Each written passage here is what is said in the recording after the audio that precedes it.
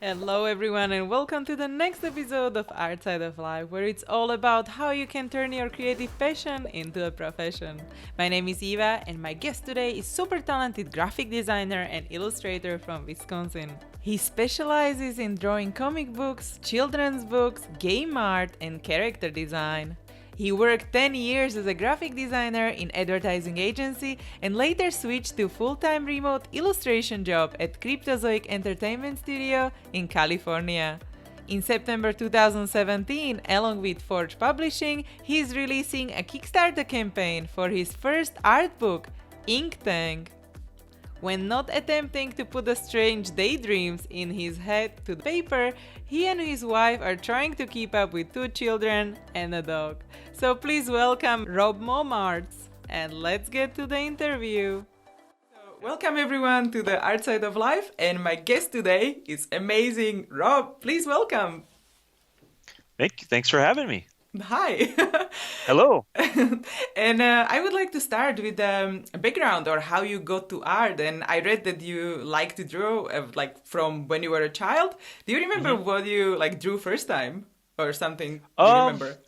First thing I probably drew was probably Disney characters like Mickey Mouse. I was really into the Muppets when I was I still am.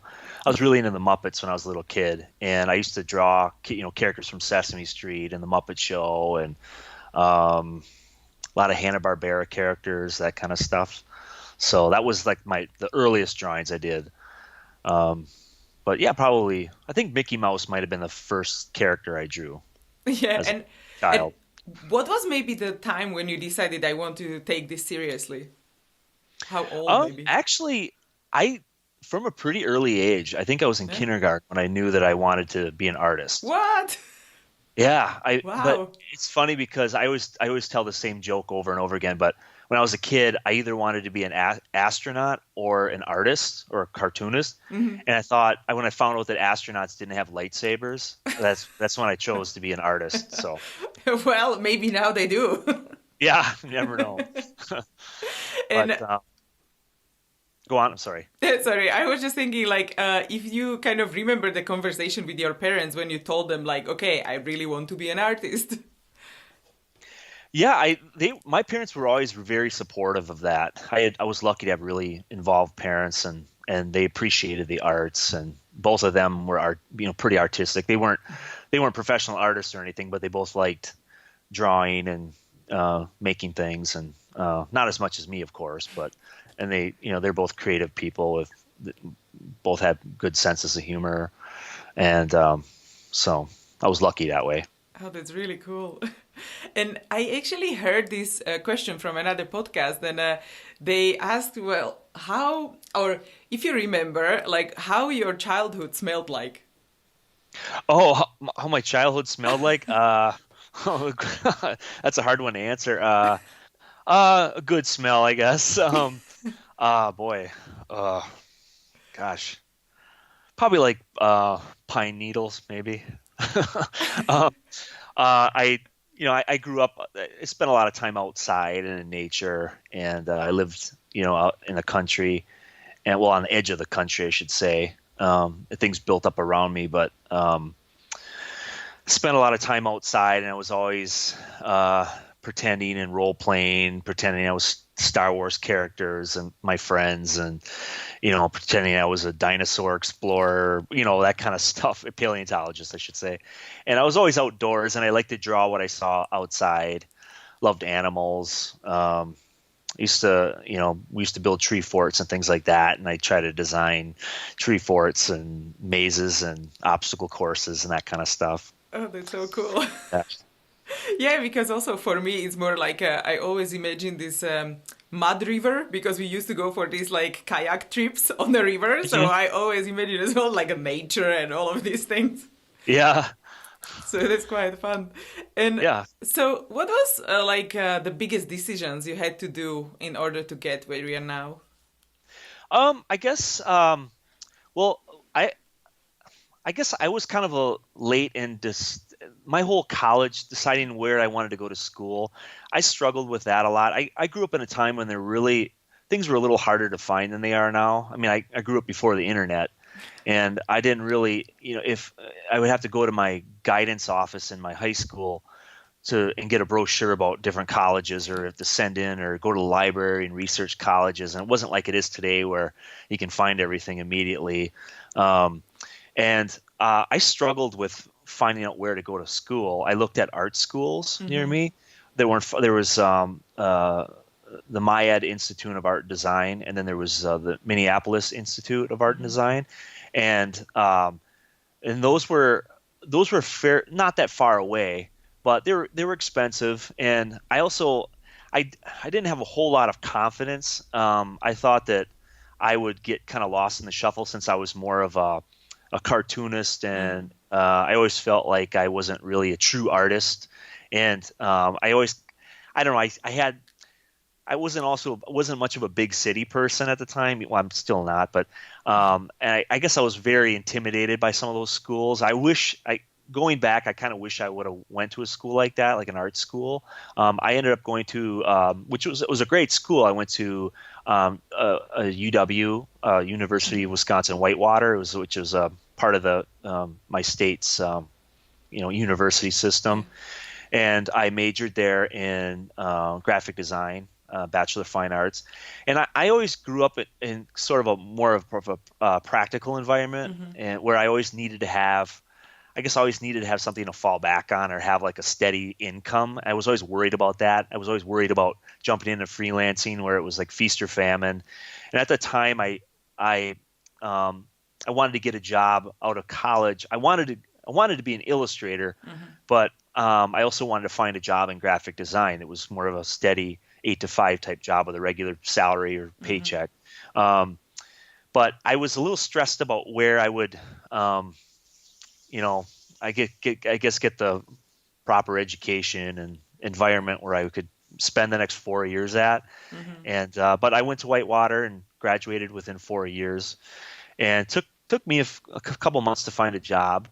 Um, but I was a graphic designer for about 15 years, Mm-hmm. and um, my first job out of college was a lot of fun. But then I ended up our department was eliminated because it merged with it was for a healthcare system. Mm-hmm. It was pretty standard, things that you'd find at a doctor's office. A lot of stuff that we were designing, but Okay. we had a lot of fun projects too. Um, but I ended up losing that job, and I had a hard time finding another job. And at that time, I decided to go back to school for art education, Mm-hmm. and I went to school for about a year and a half to be an art teacher from kindergarten to high school. Mm-hmm. And during that time, I freelanced and pretty much all freelance illustration, and I was actually doing pretty well as I was, you know, going back to school. And one of my clients one of my favorite freelance clients at the time was an agent, a design agency. They offered me a position there. They said, if you don't want to go into teaching, you can work for us. And I didn't really, it wasn't for me. I discovered Yeah. as I was doing it. So like a week or a few days after I ended my student teaching, Mm-hmm. I started there right away at this agency, and I was there for 10 years. Oh, cool.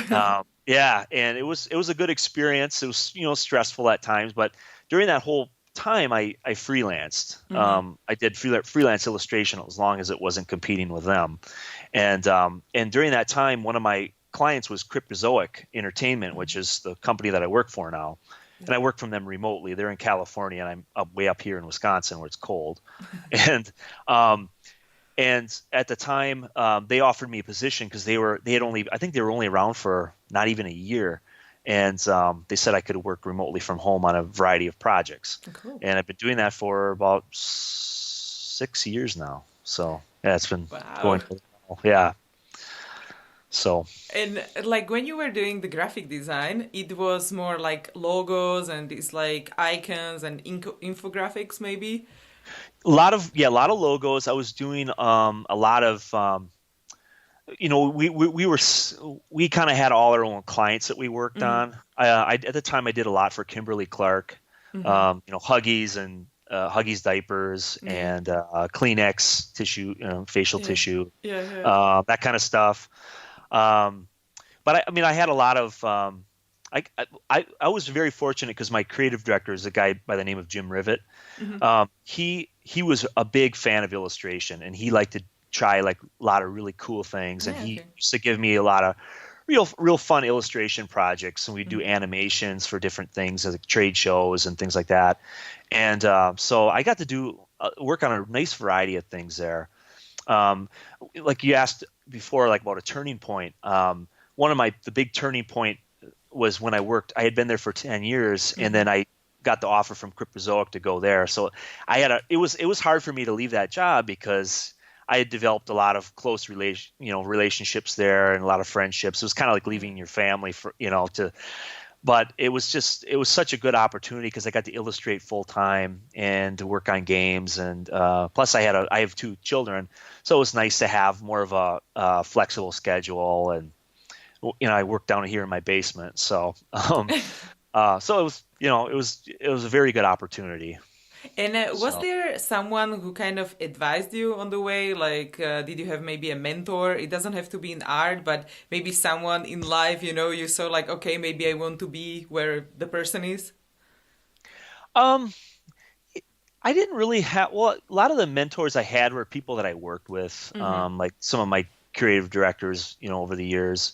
um I guess it was more artists that I really admired. Mm-hmm. uh I was always some of my well, it was hard for me with career advice because I there wasn't really a person that followed that, anybody that I knew personally that followed that Mm-hmm. same path. I was mostly going to like my I asked my parents for advice and my wife for advice, and but but a lot of the artists that I really admired, probably you know uh like Jack Davis. I don't know, he was the Mad Magazine Yeah. illustrator for years.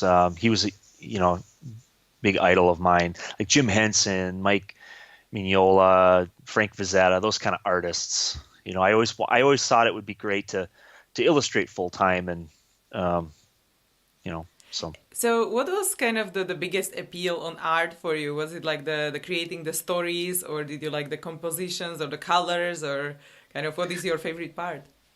Probably like that's a good question. Well, I love storytelling. I haven't done a lot of sequential work, but just I like to pack a lot in one illustration. That you have a lot of little things happening in the background of a picture. Um, I was really always really big into escapism.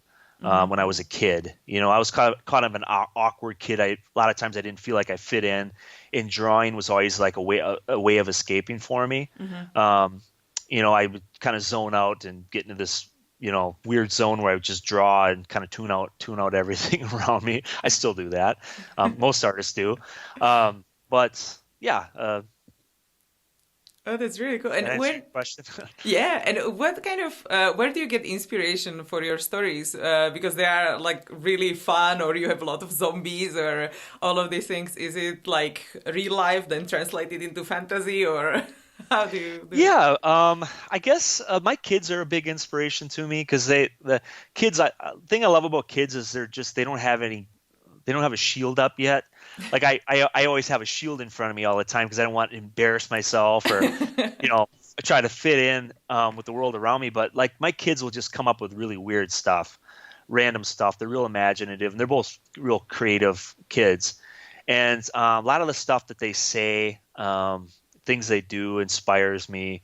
Um, Outside of my kids, I guess inspiration wise, I was always inspired by, I always loved monsters and dinosaurs and that kind of stuff. And I know you had earlier asked about weird things that inspire, and I was always inspired by, as a kid going in. I wasn't a big gamer, Hmm. but going into I grew up in the time of they were big, 1980s arcades, and in the malls and things like that. And I used to just wander through arcades for the longest time and just stare at the artwork on the screen and on the outside of the cases, the video game cases. I don't know what you call those, Yeah. consoles or whatever, and pinball machines, that kind of stuff. And also like movie poster art. Hmm. Uh, I was always very inspired by that kind of stuff. Oh, that's really cool. We didn't have those machines, I think. At least where I grew up, I never like saw that, Hmm. and now it's like, Yeah, oh, that would be so cool. yeah, it was a fun time to grow up. Yeah. And if you think about like a motivation and how do you keep yourself like going like with so many projects and like work you create? Well, motivation. Sometimes it's really tough because I get like throughout the day. You always hit those tough times during the day where you're tired or you just don't feel inspired and you don't Mm. feel like drawing, and everybody goes through that, of course. Um, but I guess one of the things that I always do is I like to just go online and look at like a lot of my illustrator friends, Mm-hmm. or other illustrators that I've admired for a long time. I like to look at Yeah. their work, and that just always inspires me. Okay. And Instagram's a big thing for me. I just joined it a year ago, I think, and I just page through there, and you know, um, what else? Yeah, I mean, and I also keep a pretty big archive on my computer of all Mm-hmm. the different illustrators I admire, and I have them all in categories, and I just go through there depending on what I'm working on. If I just need a jolt of inspiration, I just Mm-hmm. go through and look at all their work, Oh, so and cool. usually, yeah. And so, So what are the categories? Do you have it like color and light and composition, or how is yeah, it? like well, like I'll have realistic illustrators or cartoony illustrators Mm-hmm. or people that specialize in character design, environment design, or vector art, Yeah. stuff that's more abstract. I usually have those kind of, and I always have, of course, their name, and I just kind of usually I have someone in the back of my head that I want to look at their work and just, but I'm not copying them. But I just like to look at their stuff just Yeah. to, because To study what's happening. inspire. Yeah, Yeah. yeah, yeah. And I saw, I think on Instagram as well that you mentioned that you did a Kickstarter, like then and now, the artist. Yeah, I was involved with that. I just did two pieces in the book, but that Hmm. was a really um, fun project because the guys that set it up, the object of the book is, and it's coming out pretty soon. I just got a Hmm. notice from Kickstarter. Cool. Um, the the book was basically you took a picture that you drew from, preferably they wanted age like your more formative years, like younger teenage Hmm. years, Hmm. from like 11 to 18, Yeah. and find two pieces, and then um, kind of redraw that piece or revisit that piece as an adult professional. And I Yeah. picked a couple pieces I did. One was a dragon that I did when I was 11. It was a dragon fighting a knight, and he's spraying out fire, but it looks like he's throwing up on him. So I did a kind of a play on that. And the other drawing I did was when I was 14, I entered this children's book competition that Hmm. they were trying to get kids to write their own books and illustrate them, and then if they chose your book, this company would publish it. Well, it didn't get anywhere, and I was really disappointed.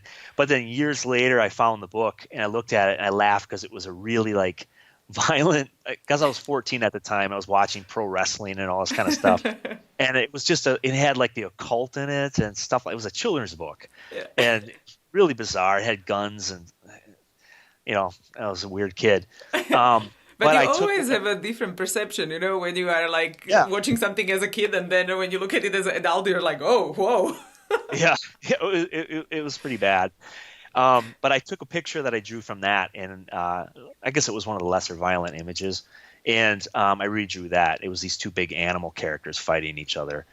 So And so, when you are looking for these new projects, or also before when you entered competitions, and you said you joined social networks only like recently, so how did you do the networking, or how did you find new projects, and maybe how do you do it now? well, before I started. One of the biggest things that happened with me career wise as far as getting into illustration and making contacts was in like 2007, I think. Mm-hmm. I ran into some guys, some artists that I used to go to I still do go to a lot of the Chicago Mm-hmm. comic conventions, and Chicago is like about a 4 hour drive from where I live, 3.5 4 hour drive. And um, every summer I would go to these shows. Now the one I go to now is C2E2, and it's great because there's tons of artists there, and Artist Alley, and I used to meet up with different artists and show my work, or try to get comics work from people, or make contacts. And there were some guys I knew there that they told me, "Hey, you should go on DeviantArt." Mm-hmm. And I kind of known I knew what DeviantArt was, but I had never thought of putting my stuff online. And so I did right away. And after that, it was great because I made so many contacts with fellow artists, and I met a lot. I got some freelance work that way. And that's, I think, ultimately how I got my job with Cryptozoic. I think they found me on Deviant. And so, I mean, that was just a great experience. And sadly, I'm not on that site really much at all anymore. I mostly use Instagram and Facebook, or I'm not currently looking for freelance work, but when projects come up, I use a lot of those other ones, and Tumblr, that kind of stuff. But that was a great tool for me. It was hard before because you just have to meet face to face with people, or send your portfolio to people through the mail.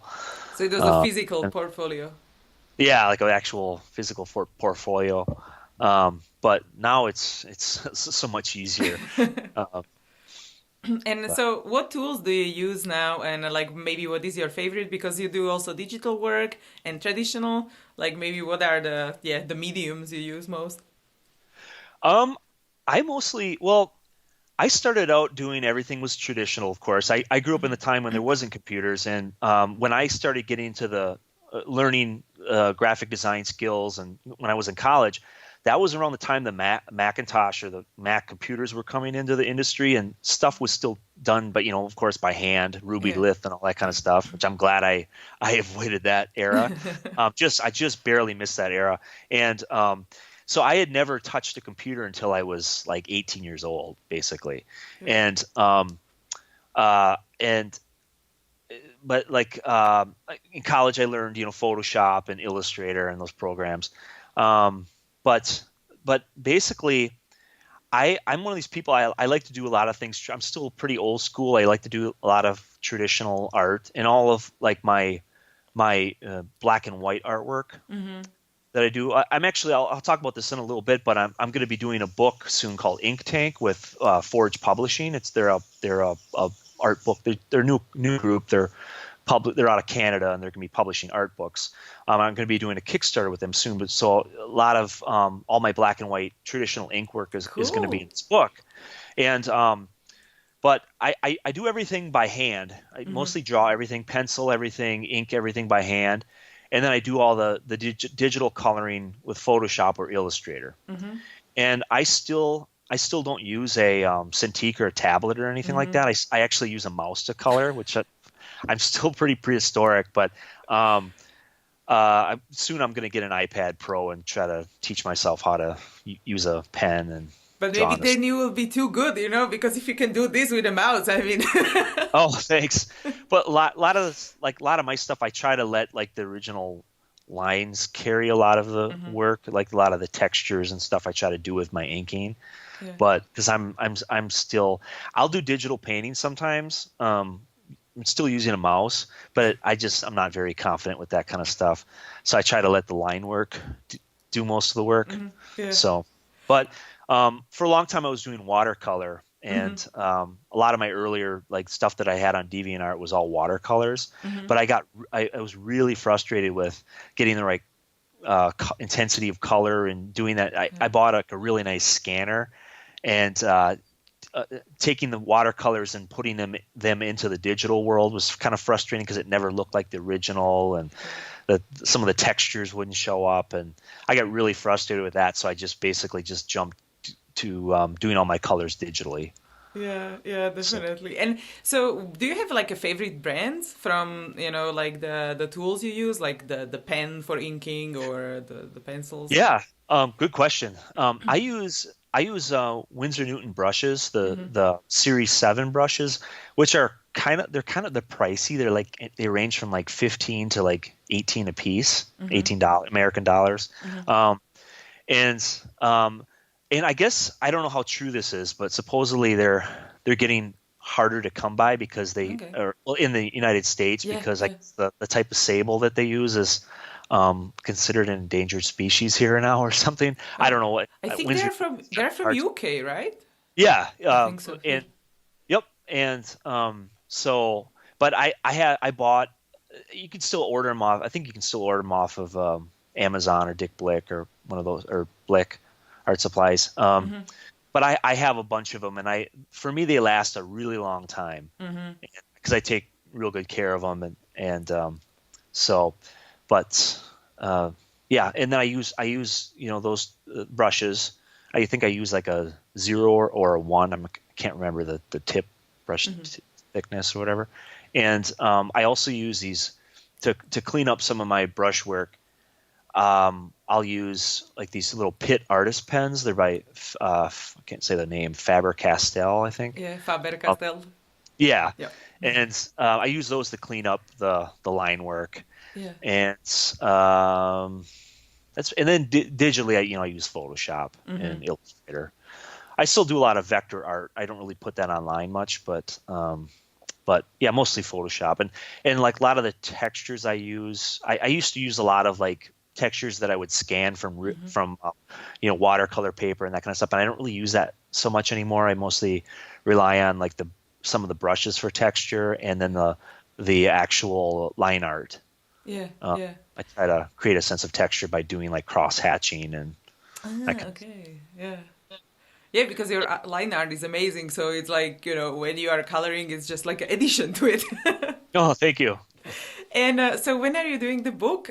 Do you already know how many like pages it will have and something you can share about the new project? Yeah, it's gonna be. I'm not sure exactly what the page count's gonna be, but we're gonna have a lot of some cool rewards for people that take part in the campaign.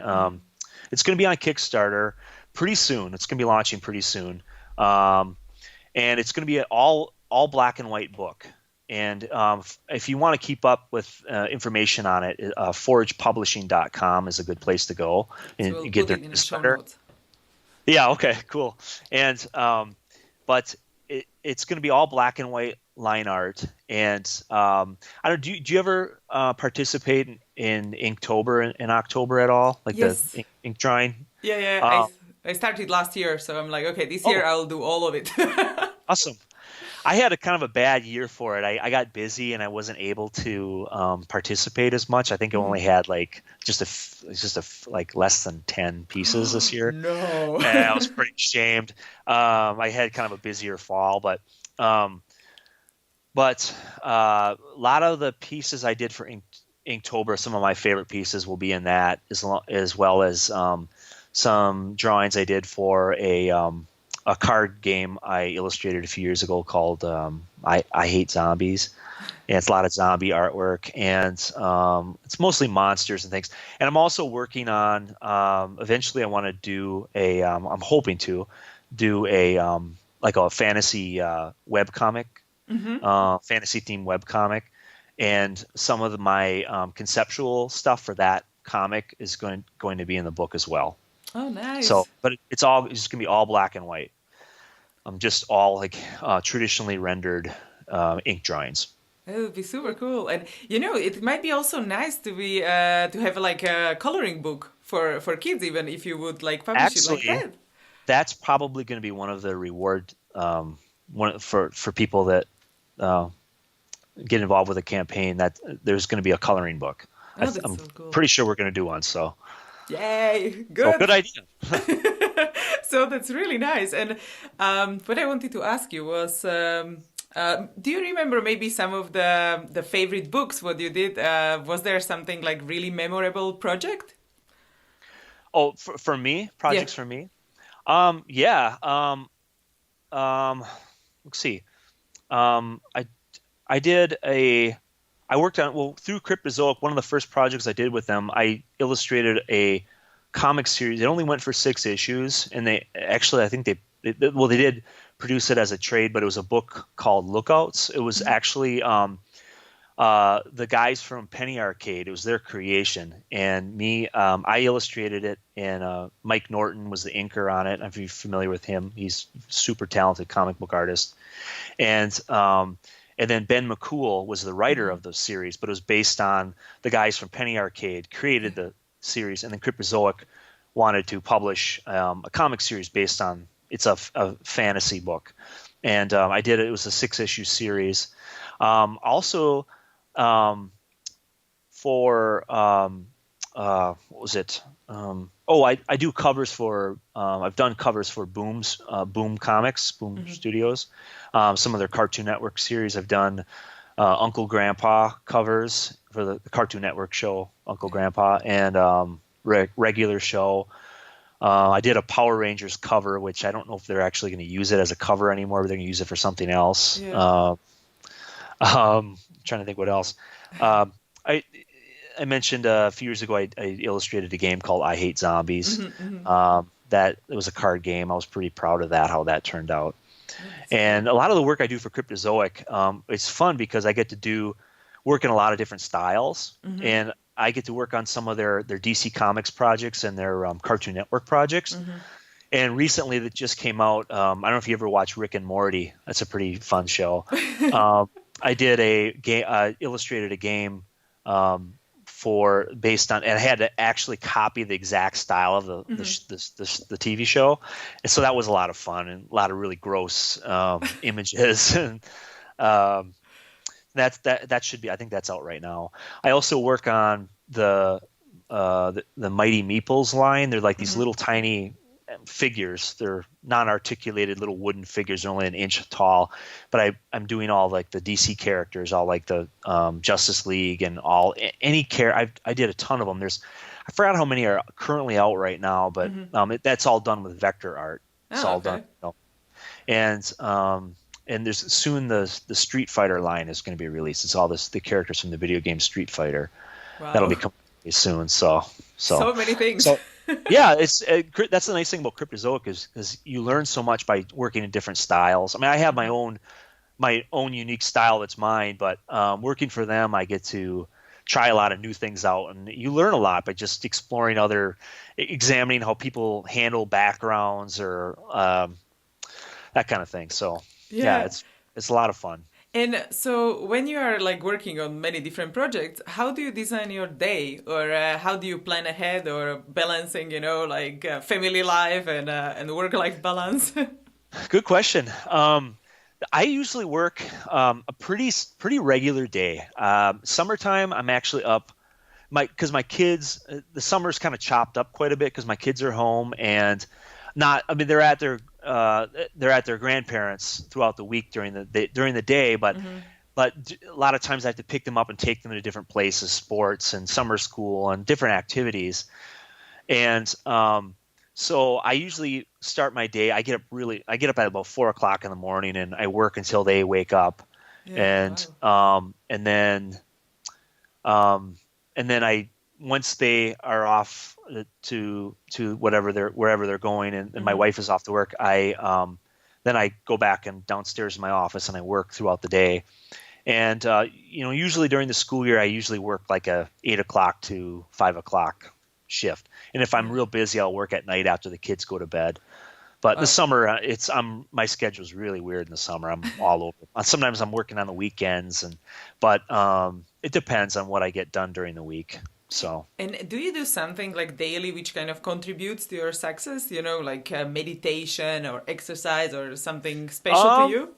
Yeah, exercise. I do that, and I have a dog at home, and he's usually around. He's pretty hyperactive. He's still getting out of the puppy stage, but I take him for a walk during the day around lunchtime, and it's nice to get out. I mean, we're outside, and no matter what, rain, below zero weather, blizzards.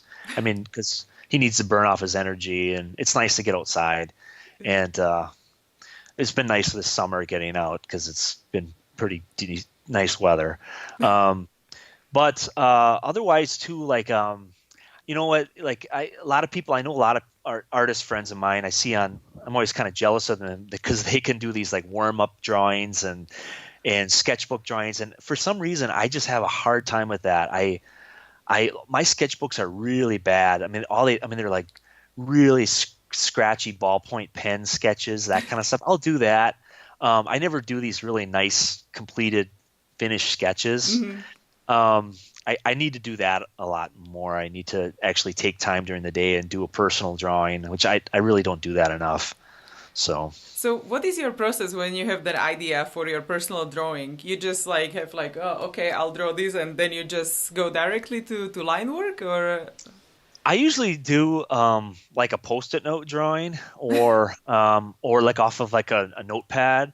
Mhm. Um, Basically like something you'd see in a high school kid's notebook. It's just like a real badly done ballpoint pen sketch. That's how I always start everything off. And if I really like that, sometimes I'll actually even scan that drawing, that's Mhm.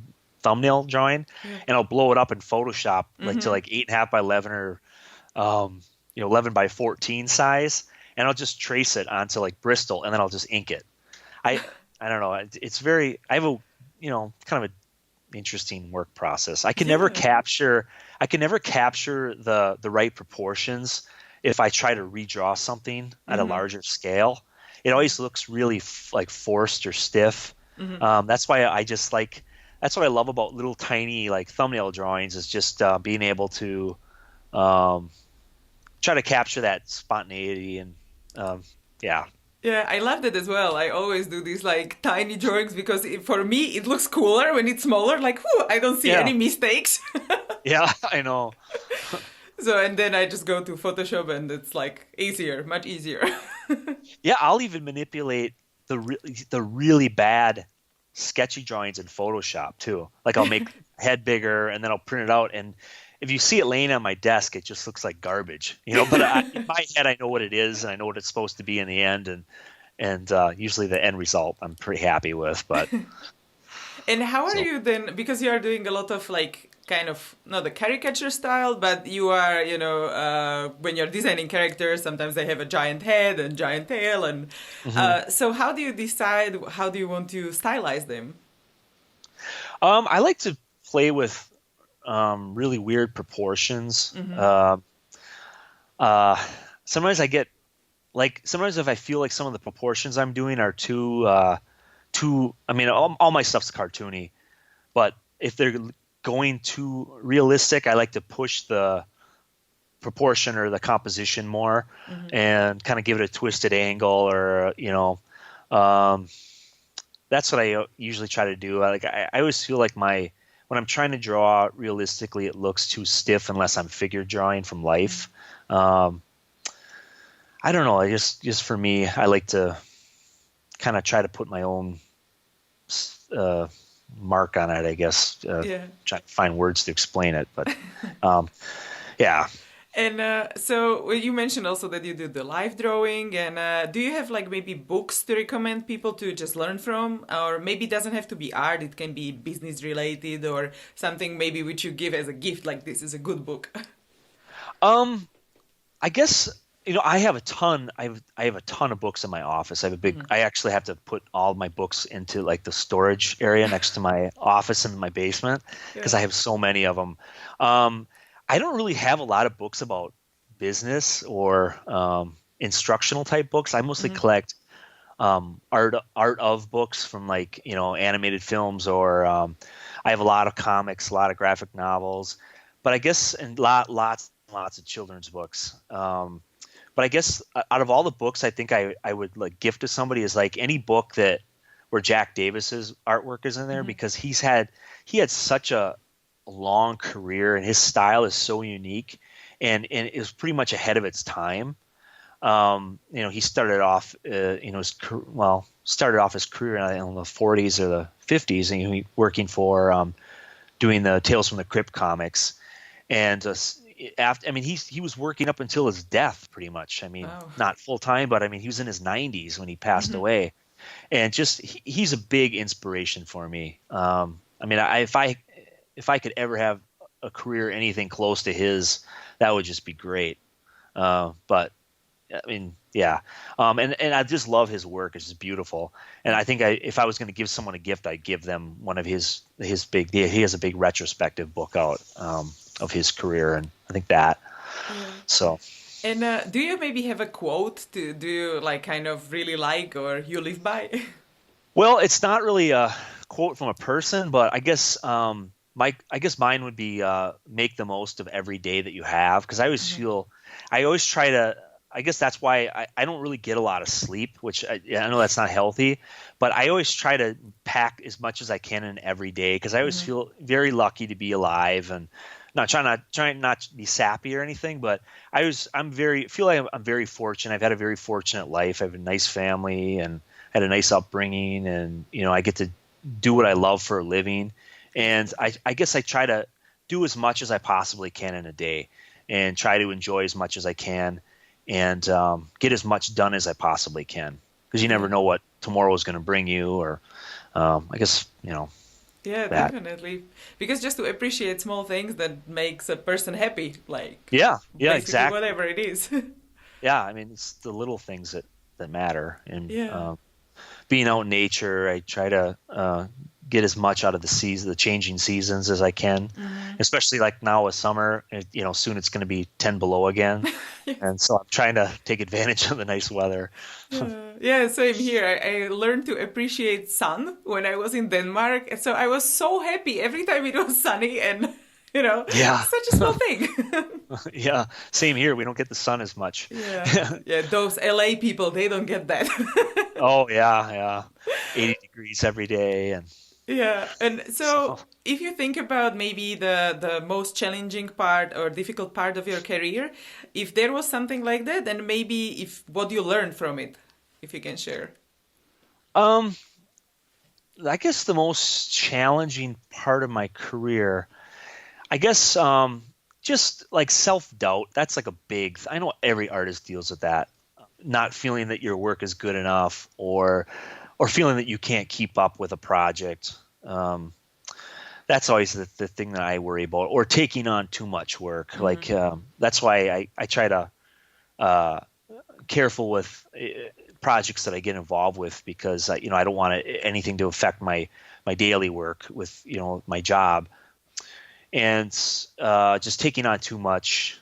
Okay, I guess another challenging thing is just finding your own unique style that people can that recognize that it's your own work. Like I always use, obviously, like someone like Dr. Seuss. I mean, you look at his stuff, it's his, and if someone's trying to emulate his style, it pops out. It's obvious that I've always struggled with trying to like build my own brand, basically. Like I always one of the hard things with uh, jumping around too much, as far as like with different styles as an illustrator, is you don't want to I'm always afraid I'm going to confuse someone.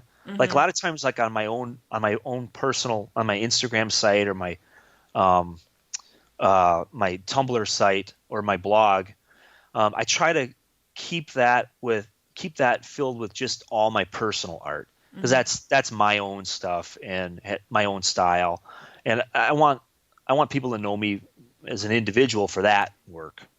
Um, but the thing is, it's hard because there's so many different styles I appreciate, and Yeah. you ever get that feeling as an artist where you want to try working in this style. You think, oh, maybe I should jump to a different style. This would be faster and easier to do, and Yeah. it's cleaner, and maybe I could get more work working this way. And that's what I always struggle with. That's a hard thing to do. Yeah, I definitely have a mess on my Instagram. One is like that, one is like that, and it's just like all over the place. So, Yeah, yeah, I really struggle with that a lot with my own work. yeah, but it seems like that everyone has that, and it's great to hear. I think for young artists that also accomplished artists like you can say this, and they're like, oh, it's not only me. Yeah, yeah, I think it's something everybody deals with. Yeah, and So I'm always jealous of those artists that have that really distinct style, and that I always try to be find that in my own work, I yeah, guess. yeah, just to get better and learn, and yeah. So Yeah. that's really good. And so do you have maybe something which simplifies your life? Maybe your daily work and maybe something you purchased or some software or tool? Not so much. I mean, I'm pretty simple. Like I use, I kind of follow the same. I have a really nice scanner. Mm-hmm. My scanner I originally bought when I was doing watercolors, and I Mm-hmm. spent a lot of money on it. But it's held up for I've had it for about I think about 11 years now, and it's still Oh, working wow. great. And it can, I mean, but now it's funny because I bought it to scan watercolors, Mm-hmm. but now I'm just pretty much always just scanning either sketches or just black and white, like bitmap, high Mm-hmm. res line work that Yeah. I color digitally, anyways. So I don't use it for trying to do these really nice, high quality scans. So, but that made my life a little easier, um, and I guess and just when I mentioned before DeviantArt, Mm-hmm. that that just really opened a lot of doors for me buying a subscription through DeviantArt originally. But I don't use that as much anymore. But Instagram is also another really great, but that's free, so you don't have to you Yeah. don't have to pay money for that. Um, but then I work on an iMac, and I've had that for about 6 years now, and Mm. that's been so far so good. It's starting to slow down a little bit, but Yeah. I'm not really sure the exact lifespan of that computer of that nature. But Hope long. so yeah, I know. Hopefully it hangs on as long as it can. Yeah, and then you mentioned that you want to get a tablet, and so you are thinking about Cintiq Companion, or what did you kind of choose that you want Yeah, to get? I still don't. I know Cintiqs are pretty pricey, and I always hear the negatives and the positives of both. And I know that a lot of people have been working on a lot of artist friends of mine have been using the iPad Pro, Mm-hmm. and I thought of investing in something like that pretty Yeah. soon. I'm just waiting till Apple's always so secretive on what they're going to release, and so I'm waiting until maybe this fall. I'm not sure. A friend of mine told me that they usually release things in September or October or something like that. Yeah. So I'm trying to hold back for a while until I can get the next version or whatever. So Good, I, good. I- I will wait as well. yeah, I've tried Cintiqs out before, and I Hmm. thought they were really cool, but I had that. It's hard to get used to. Yeah. Um, Um, I was always afraid that I would buy one and get real intimidated by it, and I Yeah. just have to force myself to make that jump and learn how to use it. Yeah, yeah, So yeah. But I think it just takes maybe like a day or so to get used to it. I think it's fine. Yeah. yeah, I just kind of have to relearn everything. I'm so used to my little windows and clicking and all that kind of stuff. So I don't know. It'll be interesting. Yeah, yeah. I'm looking forward to hear then what you think afterwards. And so some of the last questions I want to ask you, it's about the future and maybe where would you see yourself in 5 to 10 years and kind of your dream scenario. Dream scenario, I guess. I would just love to. I guess I'd love to create something that could take off into something bigger. Hmm. I just love seeing, I'm a dad, so I have two kids, and my daughter is really starting to get into all ages graphic novels, and I would love to create something like that. Develop my own story, and maybe I was thinking of starting a web comic, Hmm. and it'd be cool just to have something like that.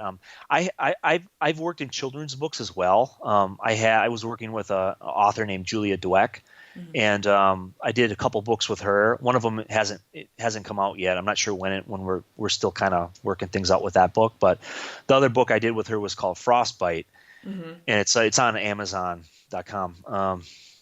But it's a children's book. You can get it digitally or Yeah. actually order the book itself. But I'd like to do like a comic or a children's book, Hmm. and I love seeing kids reading and seeing kids because because I was, like I mentioned before, I was big into escape when I was a kid, and I loved comics and I loved children's books, and I would just I was always reading and looking at pictures and trying to copy what I saw on the pages, and I would love to have that kind of stuff of my own work out there for children to read and escape to, and I love seeing kids enthusiastic about art and imagination, and I hope that I can create something that kids can get into, and that would be super nice.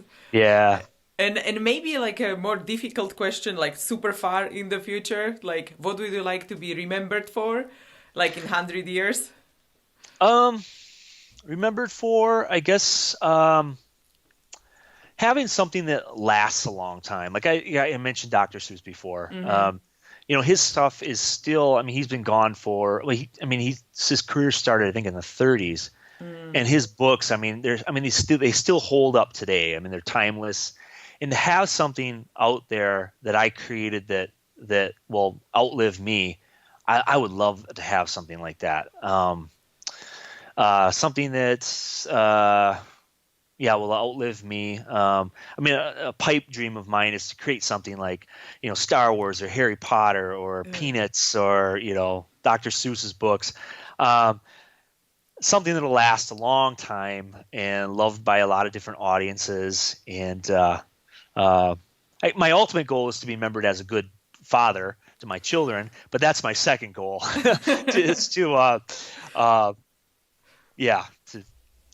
create something that'll outlive me. Yeah, that sounds great, because also like to split two goals, you can have like career artistic goal and like a family goal, so that definitely makes sense.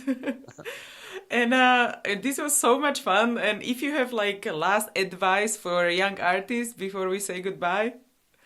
Always stay true to yourself. One thing that I remember reading an interview with a well-known illustrator, and he said, and it really hit me because I've run into this problem.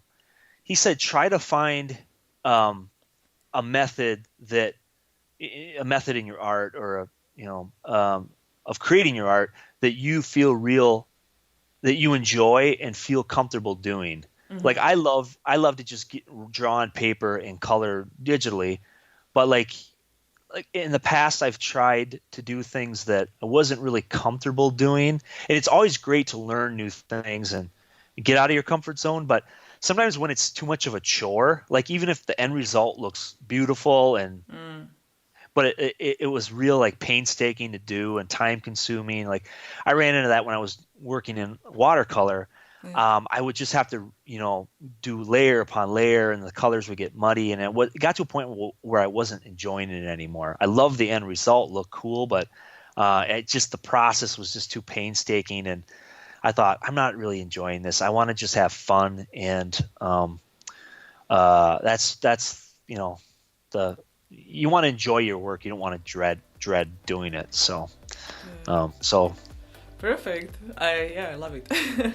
And so thank you so much for being here, and thanks for having me. Appreciate it. Super fun. Nice talking. So thank you. It was really cool to talk to you as well, and really nice to meet you. And thanks. Meeting you. And thanks everyone for watching, and see you in the next episode. Thank you. Hey guys, if you enjoyed this video, don't forget to give it a thumbs up and let me know in comments. Also, please subscribe to my channel for more videos, because I post new interview every single workday. You can also find the resources mentioned in this episode at artsideoflife.com. Just type a guest name in the search bar. There is also a little freebie waiting for you, so go check it out. If you want to listen to the interviews on the go, make sure to check out the podcast episodes at artsideoflife.com/podcast. Thank you so much for watching. I really appreciate you, and don't forget to inspire each other. I will see you guys in the next episode.